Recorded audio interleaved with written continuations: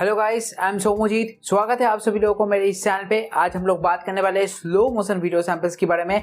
मतलब जो slow motion video samples है Realme X2 में, क्योंकि 11.C.13 अपडेट के बाद आप लोगों में से बहुत सारे लोगों ने मुझे बताया था कि स्लो मोशन का एक वीडियो सैंपल शेयर करो। यूट्यूब में अभी बहुत शॉर्ट वीडियो बनाने का मौका आ चुका है, तो हम भी आज एक बना रहे हैं शॉर्ट वीडियो। यहाँ पे आपको देखने को मिल जाएगा स्लो मोशन की सैंपल्स। पर वीडियो स्टार्ट करने से पहले एक बात बोलना चाहते हो भाई, कभी भी आर्टिफिशियल लाइटिंग कंडीशन या लो लाइटिंग कंडीशन में स्लो मोशन निकालने की कोशिश मत करना। बहुत ही बेकार और भद्दा क्वालिटी के आएगा। कोशिश करो डे लाइटिंग कंडीशन या अच्छा लाइटिंग कंडीशन में एक स्लो मोशन वीडियो निकालने की। भाई लोग, इस वीडियो में इतना ही। देखते रहें इस वीडियो को। अगर अच्छा लगे लाइक जरूर करना। बाय।